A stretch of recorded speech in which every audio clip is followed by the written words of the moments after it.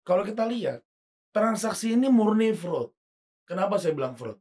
Bayangkan Budi Said, karena transaksi nilainya sekitar 3,5 ton saat itu harganya, dia kasih 92 miliar, Mbak, dari BS ke Eksi. Ternyata dalam rangka memuluskan transaksi quote and quote pembobolan Antam ini, Eksi Anggreni mengirimkan uang, ngirim mobil, ngasih paket umroh kepada siapa? Kepada karyawan Antam.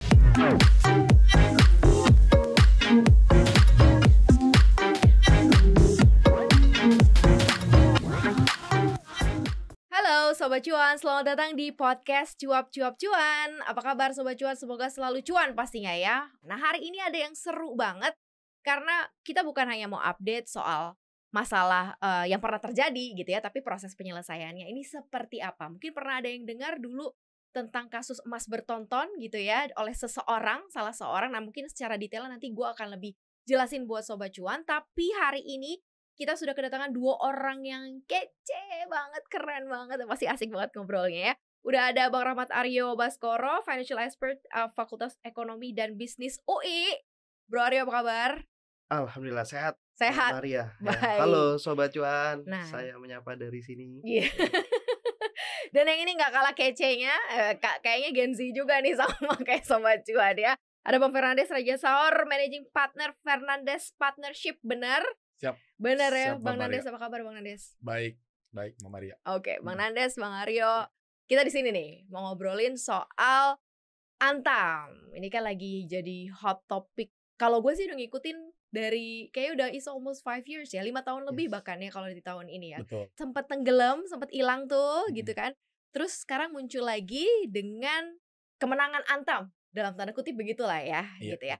Tapi kita remembering aja mungkin apa sih sebenarnya yang terjadi pada saat itu. Ada yang mau review gak sih? Supaya Sobat Cuan nih tahu dan ngeh sebenarnya apa yang terjadi dan prosesnya berjalannya seperti apa. Mungkin Bang Nandes kali? Oke, gini.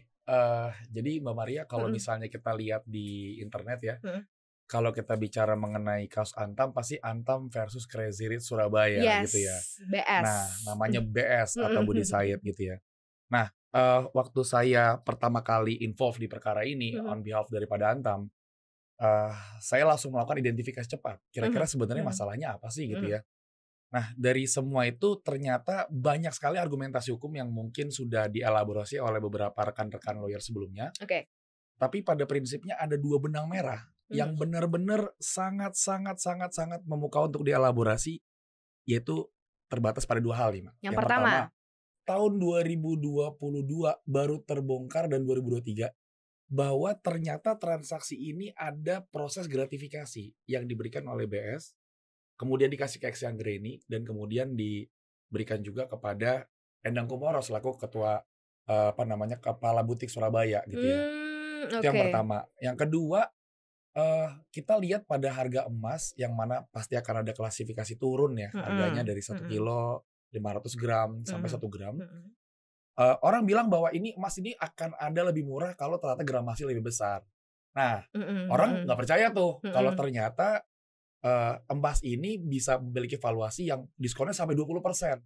Nah, waktu saya lihat itu ternyata ada beberapa hal yang mungkin kita akan bahas mengenai karakteristik emas terkait dengan tidak mungkin emas itu dijual di bawah harga buyback-nya gitu loh. Oke. Ini juga yang harus Sobat Cuan dan semua pahami adalah gini.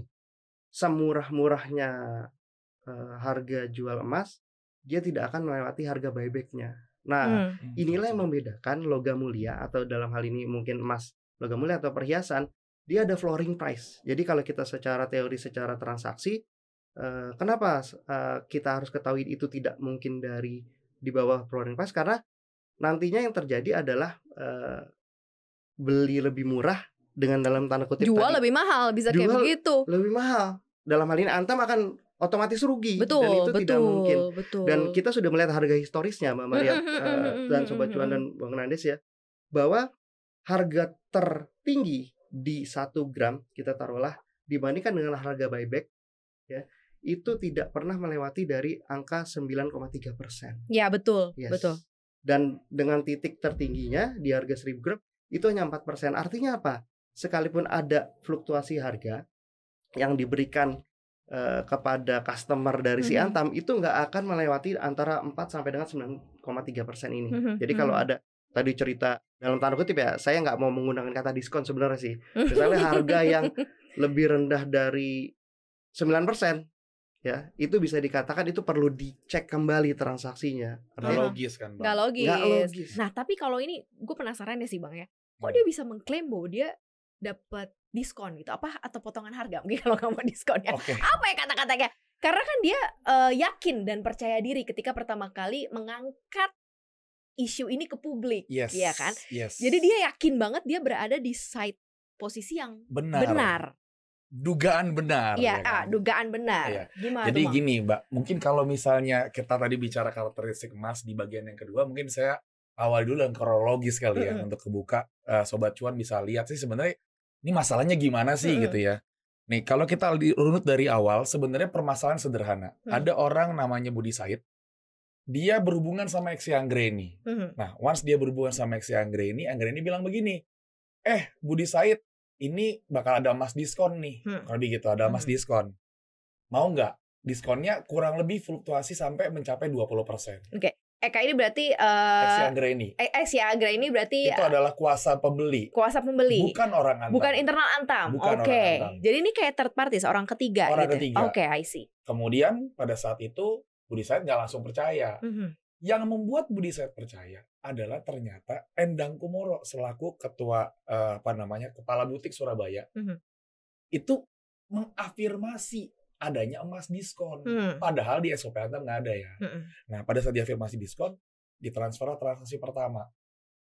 Pada saat transaksi pertama ditransfer kurang lebih 17 miliar, kok ternyata valuasi emas yang keluar bisa sampai 20-an kilogram. Gitu. Harusnya dengan nilai tertentu dapat 17, tiba-tiba 20 keluarnya. Kalau lebih gede gitu ya. Wah, ternyata bener nih ada emas diskon. Dugaannya benar gitu kan, Oke. dugaannya benar. Transaksi terjadi sampai 72 kali. Jadi itu transaksi dari bulan Maret sampai bulan November kalau nggak salah. Itu transaksi sampai 72 kali. Selama 72 transaksi ternyata di ujung transaksinya itu ada selisih 1.100-an 30 kilogram gitu. Dan itu dikeluarin surat pernyataan dari kepala butik Surabaya. Antam ini kurang nih bayar. Gitu ya. Ada fakta-fakta penting sih Mbak yang sebenarnya pada saat saya dapat perkara ini kok bisa gitu loh. Kok bisa ada orang namanya Budi Said transfer ke rekeningnya Antam, ini yang dijadikan dasar putusan, transfer ke rekening Antam tanpa tahu volumenya apa. Oke. Harusnya kan ada offering letter dong. Betul. Harusnya Antam keluarin offering letter dulu Betul. dong. Offering letter nggak ada karena transaksi BS sifatnya spot dan dia bukan wholesale. Walaupun nilainya besar ya, dia bukan wholesale. Karena wholesale tuh kayak Pegadaian, BSI itu wholesale gitu ya. Nah, pada saat 72 transaksi keluar surat pernyataan itu, itulah yang diafirmasi selama 3 tahun, mungkin sekarang udah hampir 5 tahun ya. Bahwa Antam kalah. Antam nggak amanah gitu ya. Antam nggak amanah melaksanakan keputusan. Tapi gini Mbak sebenarnya, waktu saya masuk saya bilang begini. Tadi kalau kita bicara di awal, emasnya nggak wajar bos. Kenapa nggak wajar? Masa ada transaksi di bawah harga buyback? Wah, kalau ada transaksi di bawah harga buyback, saya bawa 1 triliun langsung ke Antam. Saya minjem sama semua orang. Zero risk namanya Mbak. Literally zero risk. Antam always loss. Kalau ada transaksi Budi Said itu ya Bang ya. Mungkin kayak gitu kali Bang ya. Nah waktu transaksi ini, saya bilang begini. Walaupun ada putusan berkekuatan tetap, saya sih berharap ya Mbak. Saya berharap bahwa ya kita fair lah.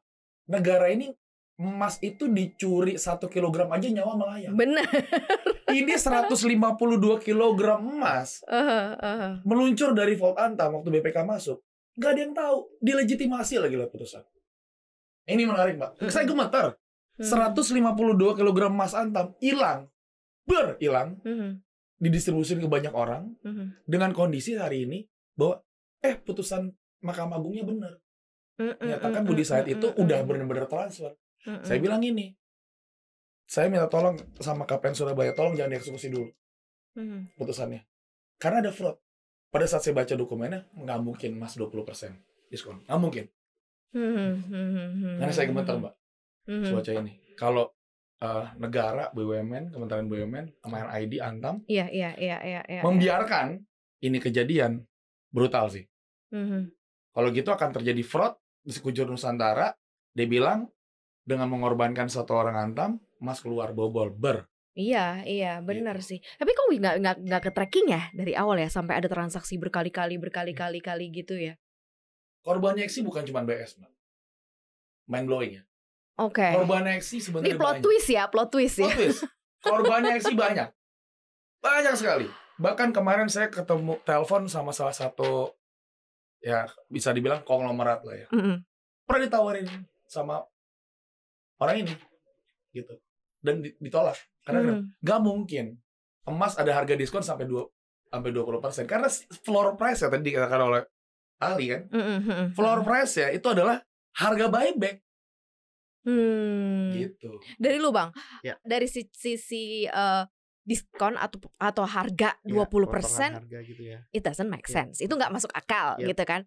Tapi kemudian transaksinya benar-benar bisa terjadi, bisa terrealisasi, nggak cuma sekali, berkali-kali, nggak cuma ke satu orang, ke banyak orang gitu ya. Berarti kan ada semacam apa ya, kayak some story atau sesuatu yang kemudian digunakan gitu sehingga ini bisa terjadi berkali-kali seperti ini gitu. Kalau yang lu lihat gimana sebagai financial expert? Dari cerita awal yang saya baca dan saya dapat ya, pembuktian dari pembayaran 17 gram mendapatkan 20 gram itu menjadi momentum tuh. Jadi seakan-akan potongan harga atau harga di bawah buyback itu benar adanya. Nah, itulah yang diulang-ulang, selalu digembar-gemborkan, menyebabkan apa? Terjadilah ya skema yang menganggap sebuah kesalahan itu menjadi sebuah kebenaran. Nah, itu yang akhirnya tadi Bung Rani sempat bilang 72 kali ya transaksinya 72 kali terjadi. Nah, gimana cara kita untuk bisa mengurangi resiko tersebut adalah kita harus memahami dulu bahwa apapun investasinya ya, mau saham, mau obligasi, atau dalam hal ini logam mulia emas ya, itu seperti apa karakteristiknya. Nah sekarang gimana tuh, apa yang terjadi di transaksinya Pak Budi Said? Karena kan sudah ditetapkan sebagai tersangka ya Pak BS ya.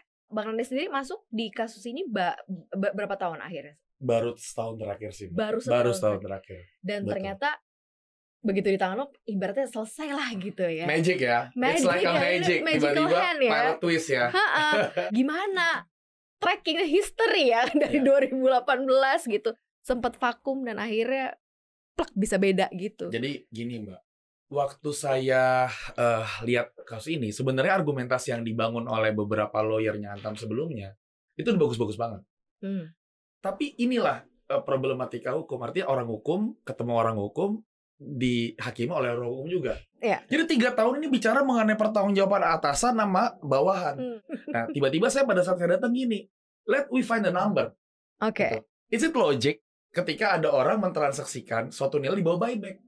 Nah, pada saat saya sum up, secara economical value nggak masuk. Dan saya benar-benar bilang begini, ini kita harus sortir mana argumentasi paling bagus dan kita highlight. Yuk kita sampaikan ke masyarakat. Jadi waktu dia transfer, tidak ada satupun offering letter dari Antam yang bilang kamu dapat berapa. Karena ada si third party sini kan yang ngurusin itu kan. Jadi dia percayalah sama Eksi Anggra ini. Jadi misalnya nih saya Pak Budi Said gitu. Kemudian saya bilang, Antam dijual harganya berapa hari ini? 9.800 katakanlah inilah 10.000 katakanlah gitu ya. Harga 10.000. Oke, sekarang gini, kamu kalau misalnya 10.000, saya diskon 20%. Ya udah, berapa yang harus saya bayar? 1 juta. Saya transfer 1 juta, tapi saya nggak tahu sebenarnya saya dapat berapa. Gitu ya. Setelah saya nggak tahu dapat berapa, saya nggak tahu dapat berapa, maka ternyata pertanyaan selanjutnya, fakturnya tahu berapa volumenya dari mana? Faktur, Mbak. Saya jumlahin semua faktur. Harusnya Budi Said bukan beli 7 ton. Budi Said belinya cuma 5,9 ton. Saya jumlahin semua, Mbak. Saya orang paling gatal. Saya nggak percaya sama orang. Gitu. Saya jumlahin satu-satu. 5,9 ton. Total yang dibeli Budi Said hanya 5,9 ton. Apakah Antam pernah tulis bahwa sebelum transaksi pembelian 72 kali itu adalah dia akan ngasih 7 ton? 7 ton nggak ada. Literally nggak ada. Makanya pada saat saya tanya, yakin bongkar itu semua yang diantam, saya bilang gitu. Lihat, ada nggak yang menyatakan bahwa sebelum dia transfer itu ada yang namanya dia akan kasih diskon 20%? Nggak ada. Jadi gini, Mbak. Tidak ada statement, tidak ada apapun gitu ya. Yes. Budi Said pada saat transfer, kalau emasnya ada di situ, emas keluar. Kalau nggak ada, dia secara sistem di emas tuh di dalam Antam itu. Bahkan saya oprek sampai dalam, Mbak, karena saya orang yang kepo. Sampai dalam. Itu ketika dia tidak ada di Vault Surabaya, dia akan order manufaktur di Pulau Gadung. Pusatnya. Yes. Dia crafting. Setelah crafting jadi dibawa emasnya ke Surabaya, baru handover. Pada saat handover, dia lihat, saya izin ya, ini dugaan kami ya. Pada saat lihat tuh, kok fakturnya cuma segini, tapi saya dapat lebih. Mungkin skema diskonnya begitu kali. Fakturnya ngomong berapa? 5,9 ton totalnya. Tapi saya buktinya dapat lebih nih. Nah itu sih Mbak sebenarnya. Kalau gue membaca kayak Pak Budi saya tuh kayak investor aja gitu. Gue langsung lihat cuan gue di depan gitu kan. Harusnya gue cuma dapat 5, mungkin gue dikasih 7 atau apa gitu gak sih? Betul. Tapi ini yang menarik nomor 2 Mbak. Tadi kan kita bicara karakteristik emas kan. Nomor 2 sebenarnya ini. Kalau kita lihat, transaksi ini murni fraud. Kenapa saya bilang fraud? Bayangkan Budi Said, karena transaksi nilainya sekitar 3,5 ton saat itu harganya. Dia kasih 92 miliar Mbak. Dari BS ke Eksi. Ada di laporan BPK. Setelah kasih 92 miliar, ini baru beberapa bulan lalu Mbak. Terbukalah tabir suryanya. Makanya saya bilang, bos, Surya sunscreen loh. ini terbukalah semua fakta-fakta menariknya. Apa fakta menariknya? Ternyata dalam rangka memuluskan transaksi quote and quote pembobolan Antam ini, Eksi Anggreni mengirimkan uang, ngirim mobil, ngasih paket umroh kepada siapa? Kepada karyawan Antam. Gitu. Nah sekarang nih Mbak, semua orang berdebat mengenai apa? Antamnya juga salah dong, gitu kan? Pertanyaan gitu kan? Antamnya juga salah dong. Jawabannya adalah Antam nggak pernah salah. Kenapa? Karena waktu dia transfer itu, fakturnya bilang dia cuma dapat 5,9 ton. I see. Saya harus sampaikan di dalam podcast ini, Antam bakal salah. Ketika Antam tahu dan mengeluarkan BS legitimate dapat 7 ton emas. Misalnya gini, offering letter bilang dia BS dapat 7 ton emas. Sementara fakturnya 5,9. Antam salah. Antam nggak pernah keluarin itu. Jadi Antam secara korporasi itu dalam posisi yang super secure. Pada saat BS transfer Mbak, itu di sistem dia harus create. Betul. Dia harus create ordernya berapa volumenya. Ordernya sesuai dengan harga itu, hari itu. Menarik kan? Menarik banget sih. Ordernya hari itu, tiba-tiba dia bilang, loh kok dapet ya ininya. Mungkin kalau simulasi sederhananya gini kali. Sorry ya Bang ya. Iya. Simulasi sederhananya gini. Nggak, karena gue pengen juga Sobat Cuan jangan sampai nanti terjebak sama skema macam-macam begini gitu loh. Skema ini dari tahun, mungkin kalau Mbak lihat Ponzi ya Mbak. Iya kayak gitu. Ini Ponzi. Ponzi. Ponzi itu selalu evolusi Mbak. Yep. Ya. Ponzi selalu evolusi. Saya ini ada penipuan Ponzi dalam bentuk koperasi. Macam-macam. Ada Ponzi dalam bentuk umroh. Pinjaman gitu. online lain-lain. Betul. Banyak. Nah gini Mbak, kalau kita mensimplifikasi kasus BS ini kayak gini nih. BS pada saat awal dia lihat gini, bener nih ada emas diskon nih, gitu kan, bener nih. Dia bilang sama semua orang, ini Eksi nih yang bisa ngeluarin emas diskon sampai 20%, ya kan, bener nih ada nih gitu. Nah sekarang pada saat awal pasti akan kelihatan real. Dia akan tidak real pada saat perputarannya lebih rendah. Berapa total perputaran yang terakhir deadlock? 1.130-an. Itu yang nyangkut, itu akhirnya yang itu akhirnya yang membuat kasus ini juga jadinya terkuak gitu ya. Betul. 1000-an itu. Setelah 72 transaksi nggak main-main gitu kan. Dan setelah bukan cuma satu gitu orangnya. Ada 40 Mbak. Tuh kan. Yang paling besar kurang lebih 5-6 founder besar. Oh ya? Yes. Banyak perkaranya ya. Dari lo gimana nih bro? Karena emas as a characteristics ini istilahnya safe haven. Betul banget. People know it gitu. Udah gitu seluruh dunia lagi memburu ini si emas gitu kan ya. Terus ada satu orang yang bisa secara punya kekuasaan, entah gimana caranya punya banyak gitu kan ya. Udah kebayang lah nanti seberapa besar gitu keuntungannya. Gimana tuh bro? Dari kita sebagai penasihat investasi ya, atau dari sisi sebagai financial expert ya, sesungguhnya kita harus memahami dulu ya. Dari sisi kalau kalau kadang kita lihat ada beberapa langkah, tapi memang yang paling menarik itulah dari 2L, dari sisi logis dan legalnya. Menarik nih, ya kan. Kalau legal tadi udah dijelasin sama Bung Nandes lah, dari sisi transaksinya seperti apa, dokumentasinya seperti apa, kemudian apakah benar transaksinya seperti itu, nilainya benar, kilogramnya benar, harganya benar, melewati buyback price atau enggak sebagai floor price-nya. Nah, yang kedua itu adalah dari sisi logisnya. Nah, terkadang kenapa di Indonesia ini kita bicara negara kita tercinta ya, itu transaksi yang sifatnya bodong atau ilegal itu terjadi sering ya, karena dari sisi literasi masyarakat kita juga belum terlalu tinggi ya. Makanya dengan acara cuap-cuap cuan ini nih sesungguhnya bagian dari literasi nih, bahwa kita harus pahami dulu. Setuju. Kita mau masuk di instrumen apa sih? Emas. Oke, tadi benar yang Mbak Maria sama Bung Nanis bilang. Ini dia marketability-nya tinggi, liquidity-nya tinggi, durable, tahan lama, kemudian ini juga bisa dijual kapanpun, ya. Kemudian harganya dalam jangka panjang, betul. Dia adalah instrumen long term investment. Jadi kalau ada yang bilang beli pagi, jual sore, untung. Itu perlu dicek kembali. Betul. Bukan emas kan, Bang? Itu Bukan emas. Mas Harus Nandes kita pahami. Berapa lama kalau kita tarik nih ya?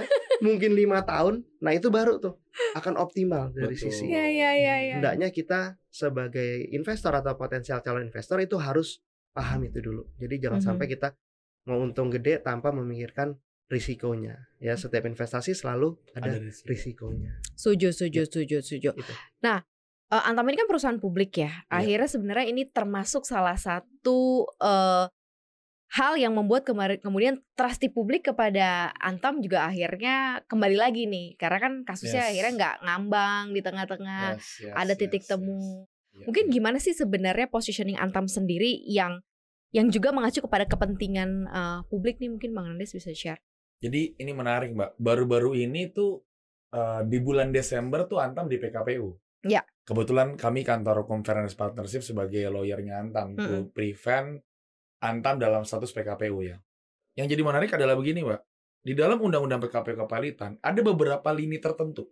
Saya izin ya. Ada beberapa lini tertentu yang memang memiliki proteksi khusus. Contoh ya, bank. Bank itu kalau mau diajukan bukan nggak boleh dari kreditur. Iya. Gitu. Kemudian perusahaan asuransi itu juga dilindungin, gitu ya. Perusahaan-perusahaan yang tertentu itu ada kriteria tertentu, dia tuh dilindungi oleh negara. Itu wajar, setiap negara punya proteksi seperti ini.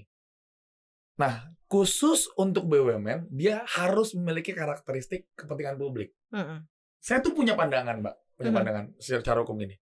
Ini kalau kita cuma bergerak di dalam kepentingan publik dalam artian pekerjaannya untuk kepentingan publik, saya rasa nggak fair. Karena Antam ini memiliki suatu sifat di mana dia adalah pengganti, bukan pengganti mata uang tukar ya, pengganti investasi terbesar, yaitu katakanlah di pasar saham, pasar modal itu. Ini salah satu substitute investment type lah. Di mana ketika Antam dalam status PKPU, sebenarnya perlindungan ini harus melekat kepada Antam. Antam ini saya baca data, Mbak, di dalam laporan keuangan. Dia tuh penguasa 80% market share hari ini. Dengan penguasa 80%, posisi Antam kalau ternyata ada ras, ini kita bicara ras artinya trust publik kepada Antam berkurang. Maka bisa jadi hari ini juga ada 10 juta orang bawa ke rumah, jual emasnya ke toko emas. Sepakat. Ketika stok berlebih, dia kan akan jual ujungnya ke Antam. Antam itu posisi sebagai last standing buyer. Yes. Orang terakhir yang ngejual adalah produsennya. Dia last standing buyer. Pada saat last standing buyer, apa yang terjadi? Stok meningkat. Stok meningkat, supply demand, barang turun. Turun. Sesungguhnya proses bisnis atau kegiatan aktivitas dari si Antam ini adalah dia end to end, dari mulai awal ya, eksplorasi, kemudian pertambangan, kemudian manufaktur ya, kemudian penjualan. Nah, dia tuh satu paket. Nah, nambahkan tadi penjelasan Mas Nandes ya, kalau dia di ujungnya ini bermasalah ya, yang terjadi adalah, kalau dari saya melihatnya ini strategis ya, apalagi kalau kita lihat di kebijakan ekonomi pemerintah Pak Jokowi dan tim ya, ini lagi gembar-gembor untuk electric vehicle. Nah, Antam salah satu produsen terbesar untuk nikel dan bahan baku dari EV ini. Ya, artinya apa? Dari sisi BUMN ya, Antam ya salah satu ada di pertambangan dengan komoditas emas dan sebagainya produksinya. Nah, itu bisa menjadi salah satu kepentingan publik. Dan tadi sependapat dengan penjelasan Bang Nandes ya, ketika trust issue ya, kepercayaan itu sudah menjadi hal yang sangat melekat di masyarakat ya, itu sangat membahayakan dari sisi market yang ada di Indonesia lah kita bicara. Dan tadi saya sih sudah memperhatikan ya, mungkin 80%, tapi setidaknya dia mayoritas. Dan kenapa tadi price maker yang sempat disampaikan Mbak Maria di awal dan kita bahas itu, ketika dia punya dampak atau market share yang besar, itu bisa saja menjadi bukan cuma hanya Antam dampaknya, tapi kepada produsen dan pasar industri yang ada di Indonesia. Nah, ini yang perlu digarisbawahi dan diperhatikan untuk pertimbangan. Bisa goyang juga berarti perekonomian kita secara keseluruhan ya. Kurang lebih. Kalau seandainya PKPU-nya dijatuhkan begitu ya ke Antam ya. Berpotensi sih, Mbak. Makanya itu yang kami hindarin. Karena sifatnya adalah setiap orang lah hari ini ya pasti punya emas lah. Saya rasa Mbak juga punya emas kan. Gak mau kan tiba-tiba ada market keras, tiba-tiba harga emas harga besi gitu. Betul. Makanya kan gini, kalau waktu pertama kali kita lihat kan sebenarnya kepentingan publik ini harusnya mendefense Antam ya. Posisinya itu adalah untuk tidak bisa di PKP-kan dan tidak bisa di pilotkan. Nah, untuk meningkatkan level of awareness, terus literasi, edukasi, gimana sih supaya nggak terjebak gitu? Mungkin kalau dari lo Bang Aryo. Oke, thank you Mbak Maria ya. Nah, ini berulang kali kita selalu sampaikan ya, kemampuan untuk bisa melakukan pengolahan investasi itu menjadi hal yang penting ya. Makanya tadi penting selalu kita tingkatkan ya acara-acara seperti yang sedang kita lakukan hari ini ya, cuap-cuap cuan dan sebagainya, untuk bisa meningkatkan awareness dan pemahaman terhadap investasi. Kurang lebih itu. Nah, itu dulu yang harus kita tingkatkan. Benar sih, setuju. Baru setelah itu bisa ya kita bisa mengupgrade ya, tapi basicnya harus ada dulu ya. Jadi jangan cuma cuan, tapi risiko itu selalu melekat pada returnnya. Itu yang harus teman-teman cuap cuan paham. Kalau dari Bang Andes ada nggak mungkin pelajaran yang bisa diambil supaya tidak ada kejadian yang serupa? Yang saya pengen bilang gini, dari awal saya kalau misalnya bikin legal opinion sama semua klien, if there is any investment that looking too good to be true, we should be watch carefully, gitu. Jadi kalau ada suatu investasi yang kadang-kala, mohon maaf ya, kok bagus amat, untungnya aduh gila. Wow, gila. Sambil bisa tidur Anda bisa cuan berlipat-lipat gitu ya. Gitu. Nah, inilah pentingnya mengidentifikasi izin tadi Bang Eman bilang ya. Yang kedua adalah cost structure bisnisnya gitu loh.